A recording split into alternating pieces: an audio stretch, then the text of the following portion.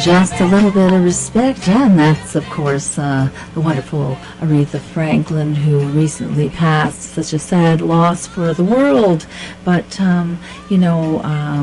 have Roz Mogani online today on telephone, and she is a fashion, makeup, hair stylist, and she works for CP24. She's is an incredible person who understands a lot about how celebrities should look. And of course, we've got TIFF coming up, so it's going to be pretty amazing. We'll have a lot of celebrities in town, so we all want to look our best. So, Roz, how can you help us get a little bit of respect?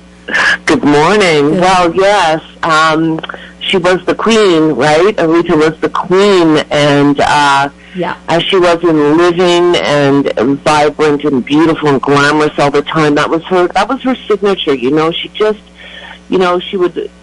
her presence was just incredible. Oh, yeah. And her fashion and her hair and her makeup was always on point and beautiful. And, I was reading a lot of articles, and she delivered in death as in life. She apparently just turned it out and had, she was, in her casket was, I think, 24 karat gold plated for her funeral. Really?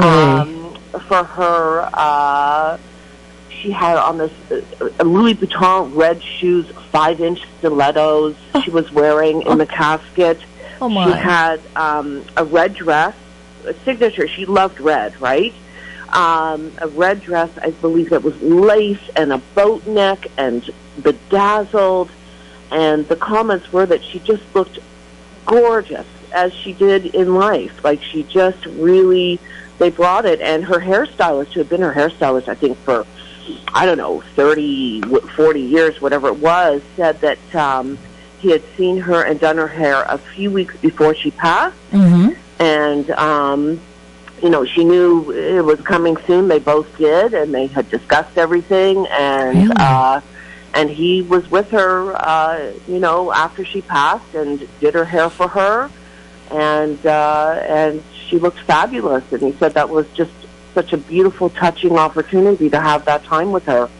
So it was a wonderful end to a relationship that they had. And also, the way she looked at life then, even in death, was remarkable, because here you have Aretha Franklin, the queen of soul and blues, my gosh, and certainly she garnered a lot of respect from everybody loved Aretha. But and it's right, from the time she was very young until, as we get older, some of us women, we sometimes gain a little bit of weight or something. Body changes with menopause or whatever, but still didn't matter what shape she was, whether she was young and firm or older, and and having that older woman body, she always looked fabulous. And her sense of style was amazing, and her makeup. Oh, yeah, beautiful. She always looked gorgeous.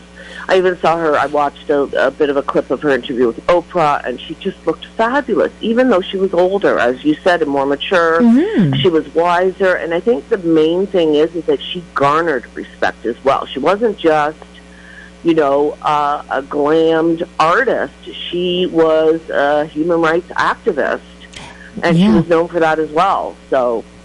Yeah, she cared a lot about people, and of course, absolutely, she was an activist.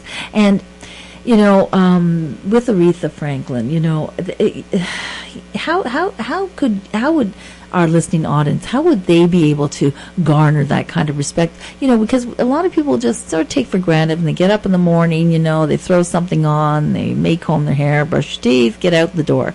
But what should we really be doing, Roz, when we look into that mirror in the morning, which can be pretty hard? Oh my goodness! What are we really supposed to be doing there? For sure. Well, I think as women, we're very hard on ourselves, and I think the first instinct is to look at the negative and see the negative and point out the negative and focus on the negative. And I think the most important thing about image and hair and makeup and all that is that it starts from within. And you really have to be positive, and you have to understand that, self-care is really key, right, for your mental health as well. Yes. And that all comes into play in how you present your image to the world. Mm-hmm. So we're all beautiful souls. And so we need to enhance and bring out and, match the package to our souls. Right. That's the way I see it.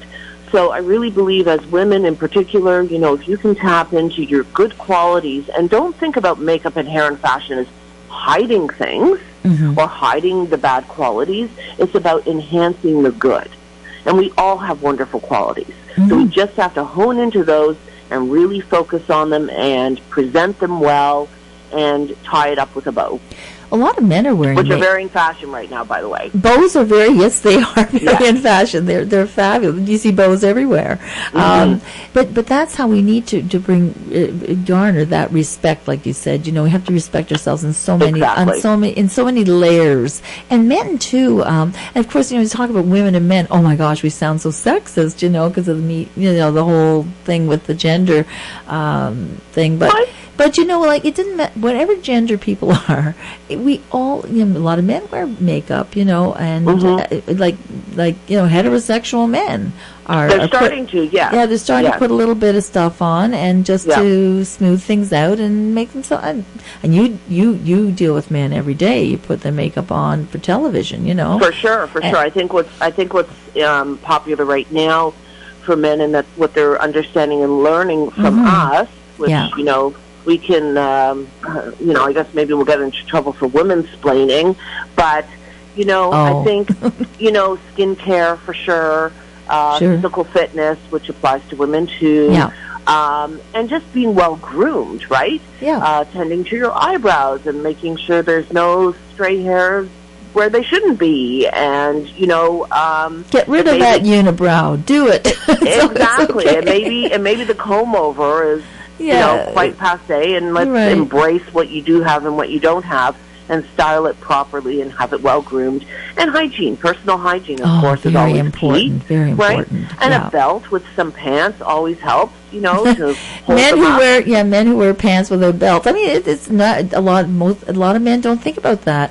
I was recently cleaning out someone's apartment and noticing, she's 87, and noticing gloves, and I thought, oh my gosh, women don't wear gloves anymore, and they were the most beautiful little pair of gloves. I thought, wow, things like that. So when you shake hands with somebody else, you're not shaking hands with them directly like the Queen, Yes, yes. But anyway, well, Roz, so just to recap then, because we're going to be going to break soon, garnering respect, taking care of yourself, personal hygiene, looking in that mirror and saying, I'm beautiful. Right? Yeah. Yeah, we are beautiful. Absolutely beautiful. And so we really love Aretha, and there's another lady I'm going to play right now. Her name is Josefina Torres, and she garners a lot of respect. She's got this song's called Te Puedes Marchar. We didn't really get to play it last time, so we're going to play it now. And it's really about those women who get into those situations with men who have spouses. So not a good idea. They're talking about having respect. So thank you, Roz, for coming on. And Roz Mogani, stylist. Thank you. A little respect. Yeah, a little respect.